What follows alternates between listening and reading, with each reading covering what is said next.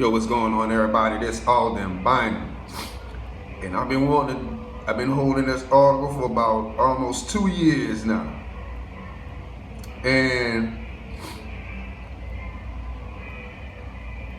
let's kind of break it down. Let's get into it. As you can see, this is from the Washington Post, written by Chase Stewart. Colin Kaepernick is the NFL's least efficient passer, but the 49ers should still start him. Here's why. Okay, the article starts off, Colin Kaepernick made his NFL start less than 3 years ago. On a Monday night, his 10th career start came against the 49ers in the Super Bowl when he threw for 301, blah, blah, blah, blah, blah. 301, 62 yards, almost came from behind the win. In 16 career starts, the equivalent of a full regular NFL season, he accumulated the following stat line: 253 completions, in 433 attempts for 3,600 yards, 22 TDs, blah, blah, blah. At that point, Kaepernick was still 3 weeks away from his 26th birthday and appeared to be one of the game's most valuable assets as a young, talented quarterback. All right. But the 49er roster has been decimated since that Super Bowl appearance, and with that, Kaepernick production significantly declined. He went from being an extremely efficient quarterback in 2012 to a very good one in 2013 to a below average one in 2014. This year, Kaepernick has been the least efficient passer in the NFL as measured. The graph below shows Kaepernick's adjusted net yards per attempt in each year since 2012 alongside the league average rate. As you can see, the steady decline has been remarkable for a young QB who should be entering his prime years. Given that trajectory, is it time for the 49ers to move on from Kaepernick? And that was at the time when John Elway was talking about they wanted to kind of trade for him. Like, that's what I'm kind of thinking. Within this timeline, or like 2014, 2015, maybe 16, they wanted to trade for him. Right? John Elway wasn't tripping. As a handpicked coach of former coach Harbaugh, Greg Roman, it may be tempting for a new head coach, Jim Tomlinson, and coordinator to answer the following question affirmatively, particularly given Kaepernick's salary cap situation. Despite signing an extension when things were going well, Kaepernick gave the 49ers a team-friendly deal. Now that's interesting coming into now to what we see. Right? Yeah. Now if San Francisco releases him April 1, 2016, the 49ers saved $9 in salary cap dollars and $14 million in real dollars. Given his current level of production, that is really possible. Even if Frisco finishes in the top 5 pick, they will look to draft a quarterback. To determine what the 49ers should do with Kaepernick, it's important to understand why his efficiency had dropped so sharply. From 2012, the 49ers had the second fewest pass attempts ahead of Seattle. Under Roman and Harbaugh, Frisco, of course, ran a power run game. Those deep passes significantly boosted Cap's numbers, but that success has all but disappeared. Sharon Kantz of ESPN stats and information via email shares somebody on passes that travel at least 15 yards down the field in 12 and 13. Kaepernick posted a touchdown ratio of 12 to 6. And a QBR of 94.5, which was 7th best rate in the NFL. Since then, he's thrown 8 touchdowns against 11 interceptions on such deep passes. Just 30th out of 33 qualifying QBs with a 48.1 total QB. This is an element of offense that has been marginalized. Mark Kaepernick is just averaging 1 completion per game of throws so far in 2015, meaning, okay, people talk about in 2016 when he threw for 16 touchdowns and 4 interceptions. I bet you all those touchdowns was under 15 yards. And the 49ers offensive line had been decimated, had declined from one of the game's best to a mediocre unit. Anthony Davis, Mike Iupapi, Jonathan Goodwin are gone, leaving Joe Staley and Alex Boone from the team's dominant offensive line in 2012 and 13. This decline in personnel reflected in the rates of pressure Kaepernick faced. According to Katz, the pressure faced has decreased increase from 27, blah, blah, blah, blah, blah. Perhaps more concerning is that even when he isn't being pressured, he has seen performance decline. In situations marked as such, the total QBR was 83-1, 79-5, 72-7, and the finals so far this year 62-9. This isn't necessarily on the quarterback. This is a reflection of declining forecast. When Kaepernick was at his best, his top targets were Crabtree, Anquan Bolden, and Vernon Davis. And also on that Super Bowl team, I want to say they had Randy Moss.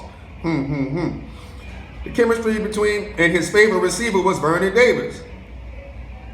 Davis has been particularly bleak in recent times. In 12 and 13, Cap posted a total QBR of 93.8 on throws to tight ends. Mostly Davis, the second best rate in all of football. Since then, he has a total QBR of 56.8, the 28th best rate among QBs. Davis gained 850 yards, receiving yards, and 13 touchdowns in 15 games in 2013. But since in 17 games in 14 and 15, he has gained 354 yards and scored only 1 touchdown. So what should the 49ers do? San Francisco backup QB Blaine Gabbert, whose career summarized succinctly, has been one of the worst NFL passers in history.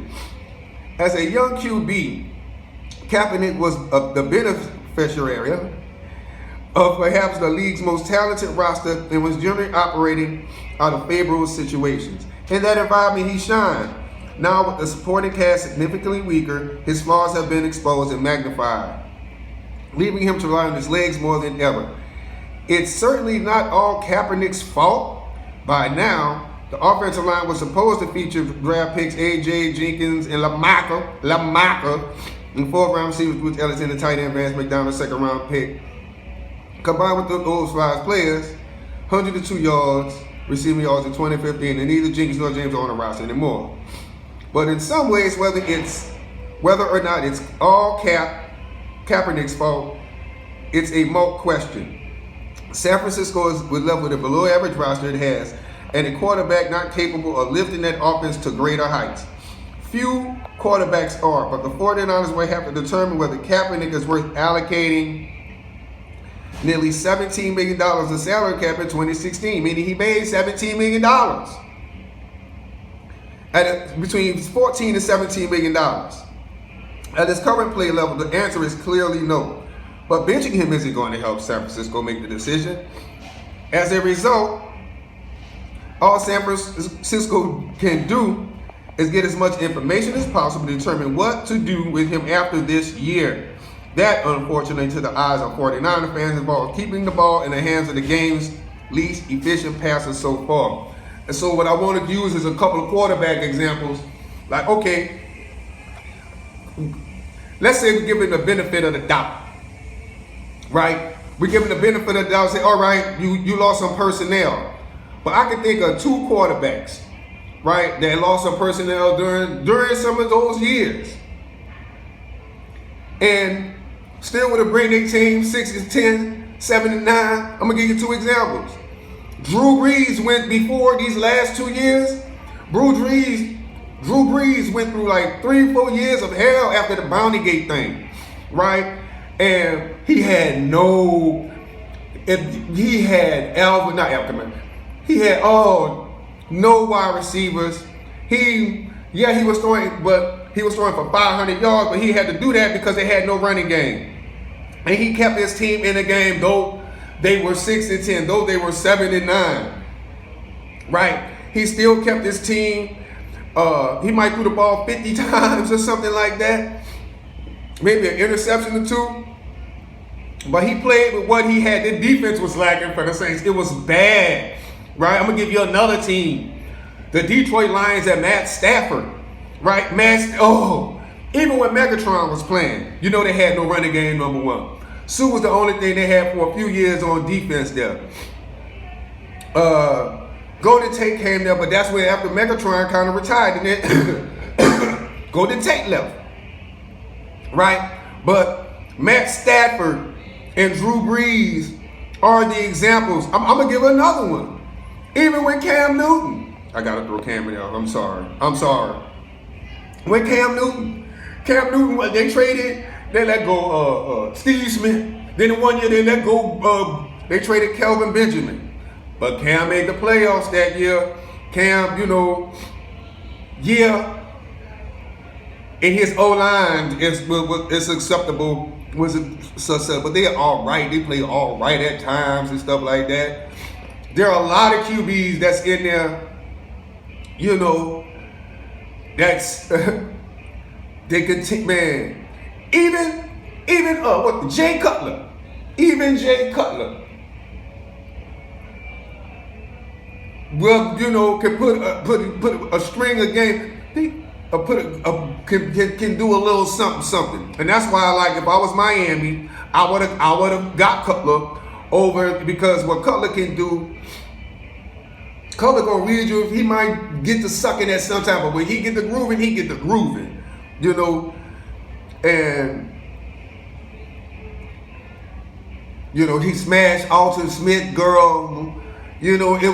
Some reports say he wasn't a good locker room guy and stuff like that, and he got beat out by that kid. He got beat out of a starting job like maybe twice, and he was going to get traded.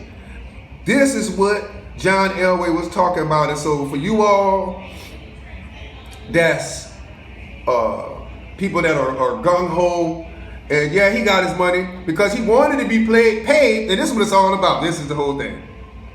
He wanted to be paid like a top-ranking quarterback. When his stars started to wear, and he wanted that big payday like that. But things had happened, and I want to say, I just thought about it. Let's say if he might have should have took that trade, because he would have built it back up, man, to them. But they had a defense out of this world. We got to remember at that time. That's when I just thought about that, because it was the Broncos and the Panthers in the I'm about to say the national championship in the Super Bowl, and they had Von Miller and Elvis Duperville and all them. I think I'm right.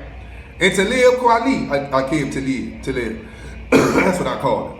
But he could have been playing for them. And then, bam, he win the Super Bowl. Well, I don't know. I ain't want him to be Cam. Let's say he win the Super Bowl, bam. Then the real pay they gonna hit for you. You gonna get that lick like that, dog. You feel me? But to me, this is what it was all about. Had nothing to do with that. He just wanted to be paid like he was a top 10 quarterback, which he wasn't. He wasn't, you all. He wasn't. I'm sorry. He wasn't. He just wasn't. He was okay. He was okay. And people, y'all act like he was the best QB of all time. That's the funny thing. But he was just okay. He was okay. Nobody did him dirty. Nobody did him wrong. So that's all them vinyl. Come in the comment section. Comment, share, sub, like. Peace.